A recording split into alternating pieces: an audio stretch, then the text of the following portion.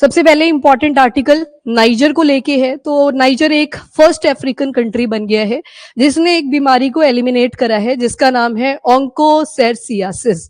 अब यहाँ पे ऑन्को वर्ड पे फोकस मत करना, ये वैसे भी ONCHO है। वो जो आप ऑन्कोजीन पढ़ते थे उसमें H नहीं आता, जो कैंसर से रिलेटेड है। ये है ऑन्कोसेरसियासिस। नाम भूल भी जाओगे, ऑन्को सा याद रख लेना, but not related to cancer, ये चीज भी ध्यान में रखनी है। देखो इसमें जो वेक्टर आएगा, वेक्टर याद कर लीजिए, उसका नाम है black fly. Black fly vector का मतलब है जो एक्चुअल में कॉज कर रहा है इस ऑन्कोसेरसियासिस को, वो इसके पेट में रहता होगा। जब ये ब्लैक फ्लाई किसी इंसान को काटेगी तब जाके इस वेक्टर से जो पैरासाइट है वो ह्यूमन बॉडी के अंदर चला जाता है। नंबर 1 चीज याद रखनी है। अब सबसे पहले जो इसमें दिक्कत आती है, ध्यान में रखना, वो आईज के आसपास ये बीमारी शुरू होती है। लीजन्स बन जाते हैं। मैंने एक्चुअल इमेजेस यहाँ पे नहीं लगाई हैं, बड़ी डिस्टर्बिंग इमेजेस होती हैं, देखने में अच्छी नहीं लगेंगी आपको। लीजन्स मतलब जैसे ये आंख है, इसके ऊपर आपको ऐसे धब्बे धब्बे जैसे मुझे हो रखा है, ऐसे आंख के आसपास हो रखेंगे, मतलब ये नहीं ऑन्कोसेरसियासिस, ये इन्फेक्शन है, पर ऐसी ही कुछ अपीयरेंस देखने को मिलेगी, जिसको आप लेपर्ड स्किन के साथ भी कंपेयर कर सकते हो। लेपर्ड की बॉडी पे देखा है ना, स्पॉट्स बने होते हैं, बस वैसे ही आंख के पास, फिर आंख से पूरी स्किन में ये फैलना शुरू कर जाता है। इंटेंस इन्फ्लेमेशन रहती है, कभी खारिश लगेगी, स्वेलिंग आएगी, रेडनेस आएगी, पेन होगी, मतलब काफी पेनफुल ये प्रोसेस रहती है। अब देखो नाइजर पहली कंट्री बना है अफ्रीकन कंट्रीज में, तो मतलब सब सहारन एरिया जितना भी है ना आपका, वहां पे ये बीमारी अभी भी फैली हुई है। एक सवाल जो बन सकता है, क्या ये नेग्लेक्टेड ट्रॉपिकल डिजीज है? तो आंसर आपका आएगा यस। किससे कॉज होती है? जैसे पंजाब में पूछा, डिप्थेरिया के सामने लिखा था बैक्टीरिया, स्ट्रेप्टोकोकस डिप्थेरिया बैक्टीरिया ही होता है वो। काला आजार पे आ रखा था, देन कॉलेरा था, कॉलेरा के सामने वायरस लिखा हुआ था, तो वो तो गलत हो गया, बैक्टीरिया था। तो ये वाली कौन सी होती है? ये हेलमिंथिक है। हेलमिंथिक का मतलब होता है वॉर्म, आपको यहाँ पे दिखेंगी छोटी छोटी वॉर्म्स होंगी, साइज उनका छोटा है, अर्थवॉर्म की तरह नहीं है, केंचुए की तरह नहीं है, बिल्कुल छोटे छोटे साइज की होती है। और ये जो वॉर्म्स होती हैं ये आंख के आसपास ऐसे घूमते हुए भी दिख जाती हैं कई बार। और कई बार ये स्किन के अंदर जब लीशंस बनाती हैं, नोड्यूल्स बनते हैं। नोड्यूल मतलब लंप्स जैसे बनेंगे बॉडी के बाहर, है ना, फोड़े फोड़े से दिखाई देते हैं। ये देखो यहाँ पे एक लीशन कट करके दिखाया हुआ है, इसके अंदर एडल्ट जो हेलमिंथ्स होते हैं ये बैठे होते हैं। हेलमिंथ्स को ही फिलेरियल ये वर्ड भी यूज करा जाता है, filarial FILARIAL। Worm like appearance होती है, हेलमिंथ्स आ जाए वॉर्म लाइक अपीयरेंस आएगी, मतलब आपको ऐसे दिखेंगी इनकी शेप्स कुछ इस तरह से, ट्यूब लाइक अपीयरेंस होगी। अब पूरा इन्फेक्शन पढ़ लो फटाफट से।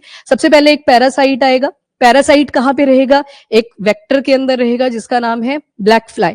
अब जब ये ब्लैक फ्लाई इसको इन्फेक्ट करेगी, कैसे काटेगी इसको? तो इसके सलाइवा के थ्रू ये जो पैरासाइट है ये ह्यूमन बॉडी के अंदर आ जाता है। वेक्टर का काम क्या होता है? एज अ कैरियर ट्रांसपोर्टेशन का काम करता है। खुद इसको कोई ऑन्कोसेरसियासिस नहीं होगा, पर किसको हो जाएगा? उस इंसान को हो जाएगा जिसके अंदर ये जाएगा। अब देखो जब ये आजो अब देखो ये जब ब्लैक फ्लाई इसके अंदर इसको कट करती है, तो याद रखना पहले लार्वे जाते हैं बॉडी के अंदर। अब जब लार्वे अंदर गए तो वो ग्रो करेंगे, कुछ उसमें मेल्स होंगे कुछ फीमेल्स होंगे, ह्यूमन की बॉडी के अंदर रिप्रोडक्शन करेंगे। टेम्परेचर बहुत अच्छा मिलता है उनको यहाँ पे रिप्रोड्यूस करने के लिए, तो रिप्रोडक्शन जो होगी वो ह्यूमन की बॉडी में होगी। अब जब रिप्रोडक्शन हो चुकी है तो मतलब एग ले भी करेंगे, एग भी कहाँ पे ले करेंगे? दोबारा से ह्यूमन की बॉडी में। ये साइकिल इसी तरह से चलता जाता है। लगे इसका पाथवे पता? तो थोड़ा ध्यान रखना। Niger became the first African country जिसने ये ऑन्कोसेरसियासिस को एलिमिनेट करा। आजो इसी बीमारी को एक और नाम भी दिया जाता है, रिवर ब्लाइंडनेस। रिवर इसकी लोकेशन को रिप्रेजेंट कर रहा है, मतलब जो भी आसपास की फास्ट फ्लोइंग रिवर्स होंगी यहाँ पे, उसके आसपास ये ब्लैक फ्लाइज होती हैं जिन्होंने इस हेलमिंथ फॉर्म ऑफ, जिसका नाम पूरा ऑन्कोसेरोवोल्वुलस है, आगे लिखा भी हुआ है, उसको कैरी करके रखती हैं। अब जब इन्होंने डिक्लेयर कर दिया नाइजर की गवर्नमेंट ने कि हमने इसको एलिमिनेट कर दिया है, तो वर्ल्ड हेल्थ ऑर्गेनाइजेशन ने वेरिफिकेशन भी देनी थी, तो WHO ने भी वेरीफाई करा है कि हाँ जी इन्होंने पूरी तरह से इसको एलिमिनेट कर दिया हुआ है। उसके अलावा नाइजर को अगर देखोगे अफ्रीकन यूनियन में आपको दिखेगा, this is Niger, landlocked country है। माली इसका बॉर्डर लगाती होगी, तो यस लगाती है। आपने किया था बुर्किना फासो था, माली था एंड नाइजर था जिन्होंने इंटरनेशनल क्रिमिनल कोर्ट से एब्सटेन कर लिया था। तो ध्यान में रखना बुर्किना फासो एंड माली दोनों ही नाइजर के साथ बॉर्डर शेयर करते हैं। नॉर्थ वाले पार्ट में देखोगे तो जो सबसे बड़ी आपने कंट्री देखी थी एरिया वाइज, नाम था अल्जीरिया, तो अल्जीरिया के साथ भी इसका बॉर्डर आता है। देन लीबिया है, चैड है, लीबिया और चैड भी इसके बॉर्डर में आते हैं, प्लस नाइजीरिया तो आता ही होगा, नाइजर, नाइजीरिया, नाइजीरिया फिर आपका वाटर के साथ कनेक्टेड रहता है। यहाँ पे बेनिन आ जाएगा, एक छोटी सी कंट्री विच इज बेनिन, वो भी बॉर्डर शेयर करती है। तो बुर्किना फासो, माली, अल्जीरिया, लीबिया, चैड, देन यहाँ पे नाइजीरिया वाला पार्ट, और छोटी सी एक कंट्री बी से ही है अगेन, बेनिन। तो ये तो हो गया इसका मैप के ऊपर। एंड कैपिटल क्या आ जाएगी, तो Niamey, Niamey is the capital of Niger. नहीं नहीं मोनिका, एस्कैरियोसिस बिल्कुल डिफरेंट होती है, वो हमारे इंटेस्टाइन के साथ एसोसिएटेड है, उसको मत यहाँ पे लेके आओ। यहाँ पे हम ऑन्कोसैरसियासिस की ही बात कर रहे हैं, जो आंख और स्किन के साथ ज्यादा एसोसिएटेड है।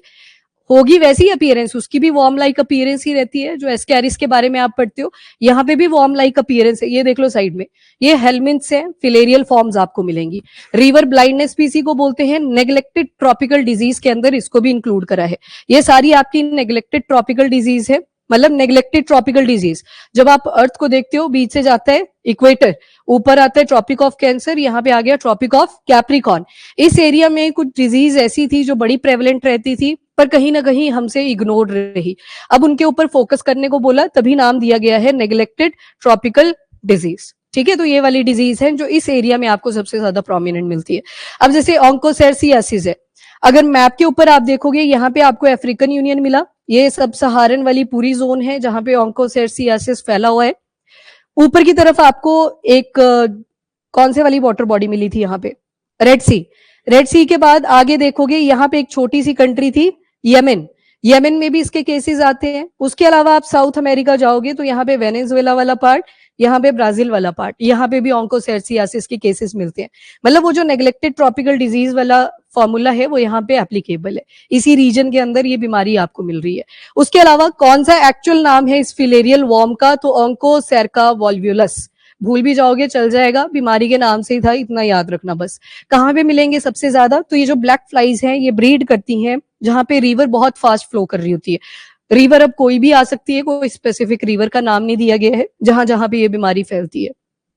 ये देख लो यहाँ पे ऑन्कोसैरसियासिस कौन सी कैटेगरी है, हेलमिंथ वाली कैटेगरी। वैसे एक बीमारी और थी जिसका नाम है ट्रैकोमा।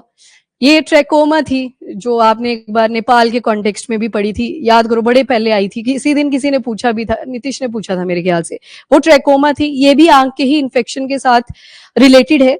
ऑन्कोसैरसियासिस भी आंख के साथ ही रिलेटेड है, ट्रैकोमा स्पेसिफिकली आंख से ही रिलेटेड है, मतलब आंख के आसपास ब्लाइंडनेस कॉज करती है डायरेक्टली। ऑन्कोसैरसियासिस आंख के साथ साथ स्किन के ऊपर भी प्रॉब्लम्स कॉज करती है। ठीक है, ये फर्क था थोड़ा सा। ट्रैकोमा फर्स्ट कॉज अगर ब्लाइंडनेस का माना जाए तो दूसरे नंबर पे ऑन्कोसैरसियासिस ही आता है, तो इसको ध्यान में रखना। वेक्टर कौन सा है, तो ब्लैक फ्लाई, साइम्यूलियम ब्लैक फ्लाइज आती हैं जो कि रैपिडली जो रिवर्स आपकी फ्लो कर रही हैं उसके आसपास मिलेंगी। 99% जो ग्लोबल केसेस हैं वो सिर्फ आपको सब सहारन अफ्रीका और यमन के आसपास मिल जाएगा। यमन भी बिल्कुल पास में ही है, यहाँ पे हॉर्न ऑफ अफ्रीका आप देखते हो, ये रेड सी आ गया, और यहाँ पे ऊपर सऊदी अरेबिया वाला पार्ट था, यहाँ पे यमन मिल जाता है, तो यमन के अंदर भी इसके काफी सारे केसेस हैं। थोड़ा सा एंडेमिक पॉकेट आपको ब्राजील और वेनेजुएला के आसपास भी मिलती है, South American country. And onchocerciasis second leading infectious cause है ब्लाइंडनेस का, जबकि पहले पे कौन सा आएगा, ट्रैकोमा। ट्रैकोमा भी आंख के साथ रिलेटेड है, ब्लाइंडनेस कॉज करता है। की फीचर्स क्या क्या आएंगे, तो इंटेंस इन्फ्लेमेशन रहेगी, इन्फ्लेमेशन में रेडनेस आ जाएगी, पेन आ जाएगा, इरिटेशन आ जाएगी, सारी चीजें लगभग इसमें एसोसिएटेड है। इचिंग, और स्किन का जो कलर है वो चेंज होने लगता है, लेपर्ड लाइक स्किन अपीयरेंस आ जाती है, पैचेस बन जाते हैं छोटे छोटे, डीपिगमेंटेड बॉडी दिखने लगती है, और जो आंख है वो पूरी तरह से डैमेज होना शुरू हो जाती है, बाद में ब्लाइंडनेस भी आ सकती है। अब ये जो वॉर्म है, ये एडल्ट के अंदर, जो एडल्ट फॉर्म ऑफ वॉर्म होती है, एक ह्यूमन के अंदर कितने साल के लिए रह सकती है, लगभग 10 से 15 साल। डिवाइड करेंगे, रिप्रोड्यूस कर रहे हैं, एग ले कर रहे हैं, बार बार लार्वा बन रहा है, लार्वा ग्रो कर रहा है, दोबारा रिप्रोड्यूस कर रहे हैं, नंबर बहुत ज्यादा इंक्रीज कर जाता है। और उसके बाद मॉर्बिडिटी वाली प्रॉब्लम होती है, कम्युनिटी लेवल मॉर्बिडिटी, मतलब एक से फिर दूसरा, क्योंकि फिकल मैटर जाएगा, फिकल मैटर में एग वगैरह निकल जाते हैं, ब्लैक फ्लाई उसके ऊपर दोबारा से फीड करेगी, ये साइकिल वैसे ही चलती जाएगी। फ्लाई, फिर उसके अंदर था हेलमिंथ, हेलमिंथ गया सलाइवा के through inside the body of human, human ने फिकल मैटर को एक्सक्रीट करा, वॉर्म उसमें भी निकल गया, दोबारा से ब्लैक फ्लाई ने उसके ऊपर फीड करा, दोबारा से उसके पेट में वो अंडे चले गए, तो ये साइकिल चलती जाती है। तो एक कम्युनिटी लेवल पे आपको मल्टीपल डिजीज भी मिल सकती है। प्रोडक्टिविटी ऑब्वियस ही बात है रिड्यूस करेगी, और यहाँ पे पॉवर्टी के रिस्क भी मेंटेन होंगे। इसके अलावा सिम्टम्स, स्किन, आई, नोड्यूल। स्किन यहाँ पे इंपैक्टेड होगी, लेपर्ड स्किन आपने देखा। आई में ब्लाइंडनेस की प्रॉब्लम देखने को मिलती है, दूसरा कॉज बनता है। एंड नोड्यूल, छोटे छोटे लंप्स बॉडी में मिलेंगे और उन लंप्स को जब कट किया जाता है तो वहां पे एडल्ट वॉर्म्स बैठी होती हैं। इसके अलावा बच्चों के अंदर जब ये इन्फेक्शन होता है उनमें एपिलेप्सी के केसेस भी देखे गए हैं। एपिलेप्सी मतलब जो मिर्गी के दौरे पड़ते हैं, इसी की वजह से भी होते हैं। उस क्योंकि आंख वाला एरिया है, ऑल्फैक्टरी नर्व्स आपने सुनी होंगी। ऑल्फैक्टरी नर्व्स किसके साथ एसोसिएटेड है? नाक के साथ। ऑल्फैक्टरी रिसेप्टर नाक के साथ, जो खुशबू वगैरह मतलब आपको स्मेल करने में हेल्प करते हैं। ऑप्टिक जब वर्ड आ जाए तो वो किसके साथ रिलेटेड है? वो आंख के साथ रिलेटेड है, कहीं ना कहीं ब्रेन के साथ डायरेक्टली एसोसिएटेड है। तो एपिलेप्सी के केसेस बच्चों में देखे जाते हैं और ट्रीटमेंट के लिए सिर्फ एक मेडिसिन है, ऐसे टैबलेट्स फॉर्म में आती है, जो साल में 1 या फिर 2 बार ही दी जाती है और इसका नाम है मैक्टिजन या फिर आइवरमेक्टिन भी इसको बोलते हैं। क्योंकि जो एडल्ट वॉर्म है ये तो 10 से 15 साल ले ही लेती हैं बॉडी से निकलते निकलते। जितने भी वॉर्म रिलेट, एल्बेंडाजोल के बारे में आपने सुना है? एल्बेंडाजोल को बोलते थे कि 1 हफ्ते के गैप पे ही खानी है और महीने में सिर्फ 4 ही बार आएगी। मतलब हफ्ते आ गए ना 4, तो 4 ही बार आपने ये महीने में लेनी। और बोला जाता था खाली पेट खानी है। खाली पेट क्यों बोलते थे? क्योंकि जब आप मेडिसिन को अंदर लोगे ना तो वो वॉर्म सोचेगी इसने खाना खा लिया, और वो मेडिसिन होती थी और फिर उनको खाने की जगह पे मेडिसिन मिल जाती थी, उनके लिए वो पॉइजन बन जाता था। तो ये वाली ज्यादा हैवी डोसेज होती है, तो साल में 1 या फिर 2 बार ही प्रोवाइड करी जाती है। उसी के ऊपर डिपेंडेंसी रहती है कि निकल गया वॉर्म तो ठीक है, नहीं निकला तो फिर केसेस तो आएंगे आएंगे।